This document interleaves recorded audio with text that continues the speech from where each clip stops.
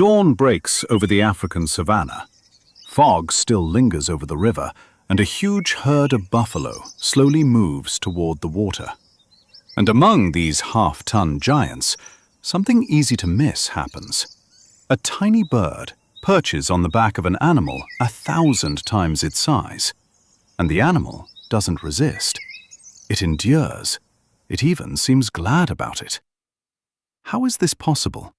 How is a tiny creature, crushable with a single hoof, becoming not an enemy, but practically a member of the herd? Did you know that the path to this trust begins not on the back of a buffalo, but in the cramped hollow of a tree, where a blind and completely helpless chick takes its first breaths?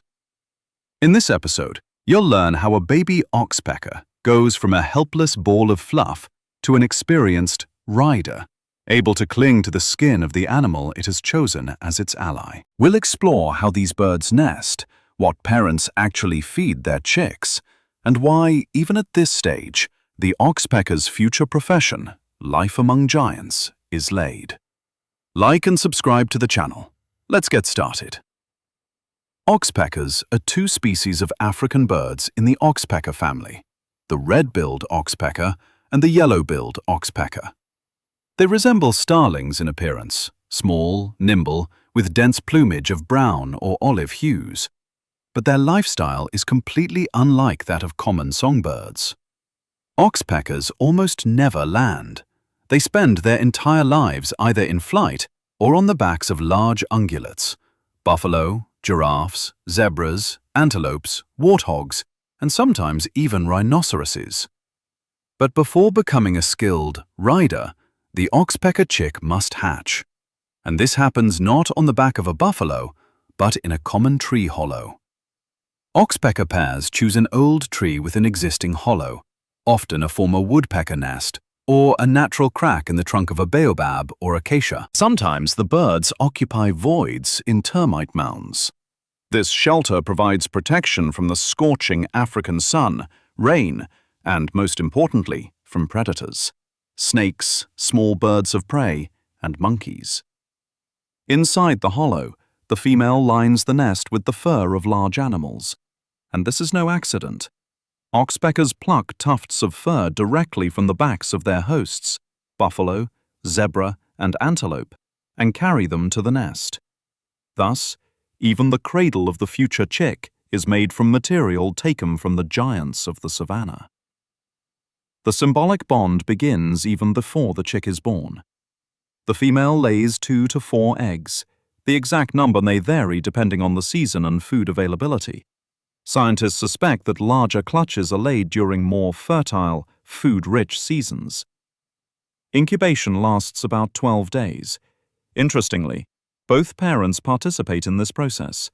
Both the male and female take turns warming the eggs with their bodies, alternating. This allows the pair to remain in the nest unattended for long periods of time, and simultaneously provides both adult birds with the opportunity to feed. When the chicks finally break through the shell, they emerge completely helpless, blind, covered in sparse down, and unable to even hold their heads up. At this point, it's hard to believe that we are looking at the future inhabitants of Africa's largest herbivores. The first days of the oxpecker's life are entirely the responsibility of the parents, keeping them warm, protecting them from temperature fluctuations inside the nest, and, of course, feeding them. And here's where the fun begins. What do parents feed their chicks? The answer is directly related to what adult oxpeckers do throughout their lives. The parents emerge from their tree hollows and set out in search of large herbivores. Those aforementioned buffalo, zebras, giraffes, and wildebeest. Having perched on the hide of such an animal, the oxpecker methodically inspects and cleans its body, searching for ticks, lice, fly larvae, and other parasites, and also feeding on the blood left over from existing wounds and skin lesions. It is this prey, ticks and larvae collected from the body of an intruder, that the adult birds bring back to the tree hollow and feed it to their chicks. The result is a remarkable sight. Before even leaving the nest, Before even opening its eyes, the oxpecker chick is already feeding on the prey found on the backs of savanna giants. Its future profession is laid down, literally, from its first feeding. Scientists studying the diet of oxpeckers note a curious detail. Parasites make up a significant, but not the only, part of these birds' diet. According to some observations, oxpeckers readily peck at existing wounds on their host animal, licking up the blood and possibly slowing healing. This creates an interesting biological paradox, which we will discuss in more detail in the following chapters. Does the oxpecker help the host animal by ridding it of parasites? Or does it rather use the host animal as a food source, not always to its benefit? Nature rarely provides simple answers. For now, let's return to the tree hollow where the chicks are growing. Young oxpeckers grow quite rapidly. This is typical of many birds that nest in sheltered shelters, where the risk of being spotted by a predator is lower, but still exists. The sooner the chick is able to leave the nest, the better its chances of survival. Within a few days of hatching, the chick's eyes begin to open, their skin becomes covered with thicker down, and then the first feathers gradually appear. Over the course of several weeks, according to various sources, this occurs approximately 20 to 25 days after hatching, oxpecker chicks gain sufficient feathers and strength to prepare to leave the nest. During this period, their parents feed them especially intensively, as a far more challenging task lies ahead for the chicks than simply sitting in a warm, sheltered nest. They must learn to live in a world of giants, where any false move can result in a fall, or even death under their hooves. An interesting fact that's rarely considered: while the chicks are growing in the tree hollow, their parents continue their usual routine. They still perch on the backs of buffalo, zebras, and giraffes, and still patrol the herd in search of parasites. But now, this routine work takes on an additional purpose: feeding their growing offspring. Some researchers note that during the chick rearing period, adult oxpeckers stick close to the flocks grazing near the nest tree, trying to reduce the flight time between foraging and feeding the chicks. By the time the chick is ready to leave the tree hollow, it is fully feathered, capable of short flights, and, crucially, instinctively reaches for large moving objects, the future hosts on whose backs it will climb. But it's one thing to instinctively reach for something, and quite another to hold on to it, not fall, not be shaken off by the sudden movement of a huge body, or be struck by a hoof or horn. It is from this moment that the true test begins for the young oxpecker. The nest is behind. Ahead lies the savanna, filled with giants who have no idea that a small but persistent tenant will soon take up residence on their backs. Is the chick ready for such a world? And how exactly does it take its first step, or rather, its first flight, toward the back of a beast thousands of times heavier than itself? The nestling's nesting hole begins to feel too cramped. Its wings are fully feathered, its body is strong, but instinct insistently demands one thing: to get out and see that vast world, previously known only through stories of its parents' feedings. The first attempts of young oxpeckers to leave the nest are almost comical. The chick approaches the very edge of the entrance hole, clings to the edges of the bark with its claws, flaps its wings, but hesitates to break away from its support. This behavior is typical of many birds raised in closed nests. They go through a period that ornithologists call pre-flight training. The wing muscles strengthen in static positions, even before the actual flight. Several days of such training pass, and finally, the first true flight occurs. But where to fly? The young oxpecker apparently doesn't consciously choose the answer to this question. Rather, it follows an instinct honed over millions of years of evolution. The bird searches for a large, moving silhouette, a dark, massive body slowly trudging through the grass. This could be a buffalo, a zebra, a wildebeest, a giraffe, or sometimes even a warthog or rhinoceros. The first landing on a living creature is a moment that shapes the bird's entire life. And here comes the first serious difficulty. Not every animal is prepared to tolerate an unfamiliar passenger on its back. Some animals react cautiously to a young, inexperienced oxpecker. They flinch, shake themselves, and may even try to knock the bird off with their tail or a sudden body movement. Mature, experienced oxpeckers know how to choose the right moment to land. For example, when the animal is busy feeding and less attentive to what's happening on its back. Young birds lack this experience, and their first attempts often end in failure.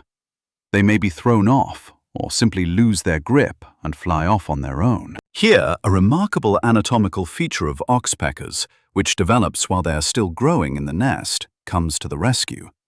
These birds have specialized, highly curved and extremely sharp claws, adapted specifically for clinging to the skin of large mammals, not for walking on the ground or branches like most other birds. Furthermore, oxpeckers have a stiff, springy tail, which they use to support themselves against the animal's body. This works similarly to how a woodpecker uses its tail to brace itself against tree bark. This combination of prehensile claws and a supporting tail allows the oxpecker to hold on even when the animal runs, jumps, or shakes itself violently. But anatomy alone isn't enough. The young bird also needs to learn to read its owner's behavior. Over time, the oxpecker begins to understand where on the animal's body it's most comfortable and safe to be. In buffalo and antelope, this is often the back, neck, base of the tail, and ears. In zebras, it's often the mane and rump. In giraffes, young oxpeckers sometimes even rise to the muzzle and around the eyes, where insects congregate. This placement is no accident. These are the areas where ticks and other parasites are most concentrated, meaning they also contain the main food source. Speaking of food, it's time to take a closer look at what exactly the oxpecker feeds on once it's on the back of its new host. For a long time, popular literature referred to oxpeckers solely as the cleaners of the savanna, birds that rid large ungulates of ticks, lice, and gadfly larvae. This is partly true. Oxpeckers do indeed consume a significant number of parasites, literally combing their fur with their specially adapted beak. These birds have a fairly thick beak, slightly compressed at the sides. This shape is convenient for plucking small insects from fur and skin folds. However, scientific observations have revealed a more complex picture. Oxpeckers readily peck at existing wounds on an animal's body, for example, tsetse fly bites or other minor skin abrasions, and feed on the blood that flows from these wounds. According to some data from researchers studying oxpecker behavior in African national parks, the birds sometimes not only exploit existing wounds, but also expand them, continuing to peck the skin longer than is required to simply remove parasites. This calls into question the image of the oxpecker as a purely beneficial assistant, a debate we will certainly return to in the next chapter. For a young bird just beginning its rider career, this duality of diet isn't as important yet. It's far more important to physically survive the first weeks of independent life. And then the question arises, which owner should you choose? Observations show that oxpeckers vary in their response to different herbivore species. Buffalo are considered among the most tolerant hosts. Large, slow, and accustomed to the bird's presence, they rarely attempt to dislodge oxpeckers from their backs. It's no coincidence that oxpeckers are sometimes colloquially referred to in English language literature as buffalo weaver birds, although this is not their scientific name. Zebras and wildebeests also accept the birds quite well, especially if the herd is large and accustomed to the constant presence of oxpeckers. The situation with giraffes is more interesting. Due to their enormous size, the birds must cover a much greater distance in flight to reach their target, but the giraffe's body surface itself provides a vast area for searching for parasites. Warthogs are a different story. These wild boars aren't known for their patience. More often than larger ungulates, they try to dislodge birds with sudden movements or by rolling in the mud. Nevertheless, oxpeckers still settle on warthogs, attracted by the abundance of ticks in the animal's coarse fur. The reward is clearly worth the risk. What about rhinoceroses? Here, the interaction takes a unique form. Rhinos have very poor eyesight, but keen hearing and smell, and the presence of an oxpecker on the animal's back often acts as a kind of early warning system. When danger approaches, for example, a human or a predator, the birds emit sharp alarm calls and take flight, and the rhinoceros, accustomed to reacting to such behavior, becomes alert and prepares to either flee or defend itself. This ability of oxpeckers to warn of danger is so noticeable that some African languages have local names for the birds that are directly related to the word watchman or observer. We will explore this role in more detail in the next chapter. A young oxpecker must learn through experience which owner is best for it. The first weeks of independent life are a series of trials and errors. Unsuccessful landings, accidental falls, startled darts to the side when the animal suddenly moves. But with each attempt, coordination improves, and the instinctive sense of balance that helps it stay on a moving, breathing, and sometimes running surface becomes increasingly precise. There's also a social aspect to this process. Young oxpeckers often observe older, more experienced birds of the same species, who have long and confidently perched on the backs of large animals. It's believed that some skills, choosing the right moment to perch, recognizing safe areas of the body, and responding to alarm calls from the flock, are developed not only through innate instincts, but also through imitation of older individuals. Scientists haven't yet fully studied the role of such social learning in oxpeckers compared to innate behavior, but the very fact that young and adult birds often share the same animals makes such experience transfer quite likely. It doesn't take long for the young oxpecker to confidently perch on the buffalo's back, moving effortlessly between the ears, neck, and base of the tail, and unerringly choosing the right moment to take off and land. The nest, the cramped hollow, the helpless first days, all that is a thing of the past. The bird is entering adulthood, a life filled with complex, ambiguous relationships with the giants of the savannah. But here's a question worth asking right now. Are the giants themselves happy with this proximity? Is the oxpecker helping them? Or is it simply skillfully taking advantage of this proximity? The young oxpecker, recently clinging clumsily to the buffalo's hide, has now transformed into a confident, agile rider. It unerringly finds its place among thousands of other savanna creatures, flitting effortlessly from one animal to another, its presence on the animal's back appearing as natural as if it had always been there. But what truly happens between the oxpecker and its owner when the bird becomes a fully fledged adult member of this strange union? Let's start with what an adult oxpecker does during a typical day. Waking at dawn, the bird joins the herd it has chosen as its permanent or temporary home, often the same group of buffalo or zebras over long periods, although oxpeckers are capable of changing hosts, flying from one animal to another during the day. The adult bird's primary task is a methodical inspection of the animal's body. It combs the fur in search of ticks, parasitic lice, and fly larvae, which lay their eggs in the open wounds of ungulates. Particular attention is paid to the ears, nostrils, around the eyes, and the base of the tail, areas where insects congregate most and which the animal itself cannot reach. This part of the oxpecker's work has long been touted as the ideal symbiosis in nature. The small bird receives food, while the larger animal receives relief from parasites that carry diseases and cause skin irritations. This form of relationship between different species, where both parties benefit, is called mutualism by biologists. Indeed, a number of observations confirm this. Animals regularly visited by oxpeckers have significantly fewer ticks than those that, for whatever reason, are left without this service. However, as we mentioned in the previous chapter, reality turned out to be far more complex than the pretty picture of mutually beneficial cooperation. Scientists observing the behavior of oxpeckers in the wild noted that the birds often peck at existing wounds on animals and feed on the blood, and sometimes, according to some reports, even continue to disturb these wounds longer than is necessary, simply to remove the surrounding parasites.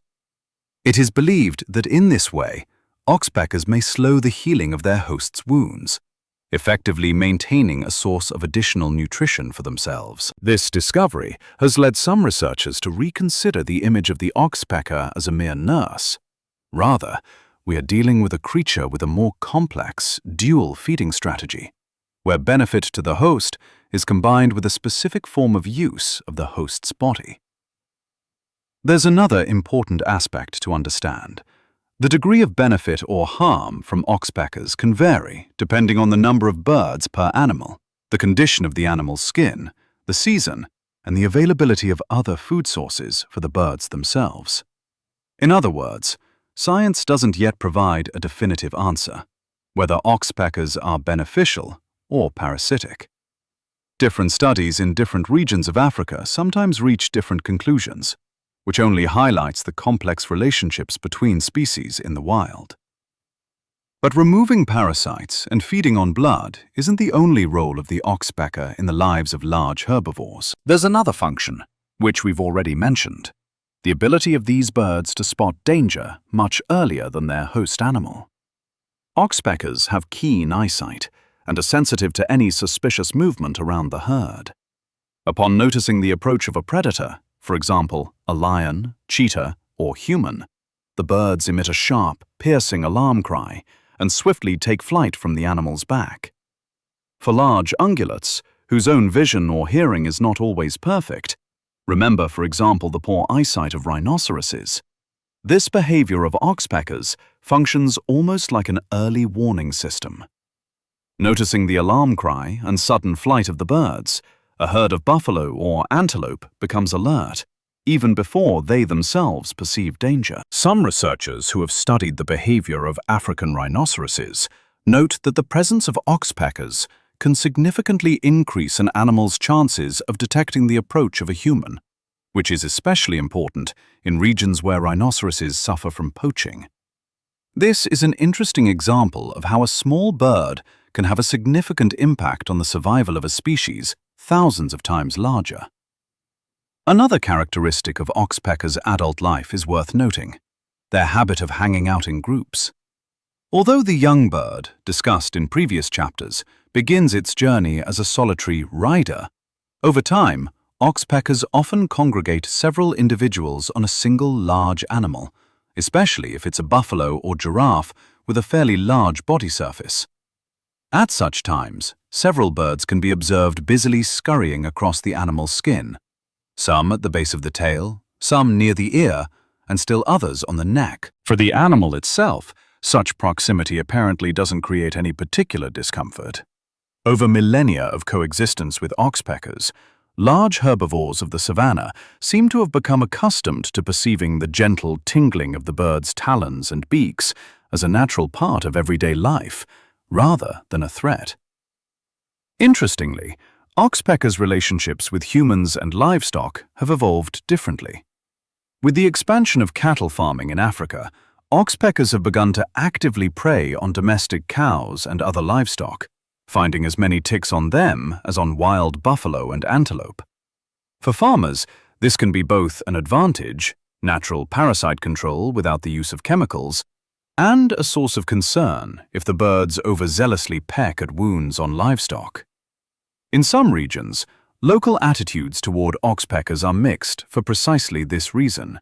Some value the birds as helpers, while others consider them a burden on the animal's health. Returning to our hero, the young oxpecker, who has come a long way from a helpless, blind chick in a tree hollow to a confident rider on the back of a buffalo, we can summarize this amazing story. It all began with a tiny egg, hatched by caring parents in the cramped shelter of an old tree. Then came the blind, defenseless chick, fed ticks and larvae scavenged from the backs of savanna giants long before the chick first laid eyes on these giants. Then came the uncertain first flights, the first unsuccessful landings, the gradual acquisition of the anatomical tools with which nature has endowed oxpeckers, tenacious claws and a stiff tail used as a support. And finally, adult life, full of complex, ambiguous relationships with animals, which this small bird simultaneously protects and, by all appearances, exploits for its own interests. What is the oxpecker for Africa's large herbivores? A friend? A caretaker? A guard? Or an inconspicuous parasite skillfully disguised as a helper? Science, frankly, still doesn't provide a definitive answer. And perhaps this is because nature itself rarely fits into simple categories of good and bad, benefit and harm. The relationship between the oxpecker and the buffalo, zebra, giraffe, or rhinoceros is neither friendship nor pure parasitism. It's a delicate, constantly shifting balance of mutual benefit, shaped over millions of years of coevolution. A small bird riding a giant is a wonderful reminder that in the wild, size doesn't always determine who's boss and who's just a fellow traveler. If you enjoyed this story about a small rider of African giants, be sure to subscribe to the channel so you don't miss new episodes about the most amazing relationships in the animal kingdom. Give it a like if you'd like us to explore more of these unexpected natural partnerships. And let us know in the comments, do you think the oxpecker helps its owners more, or does it take advantage of them? I'd love to hear your thoughts.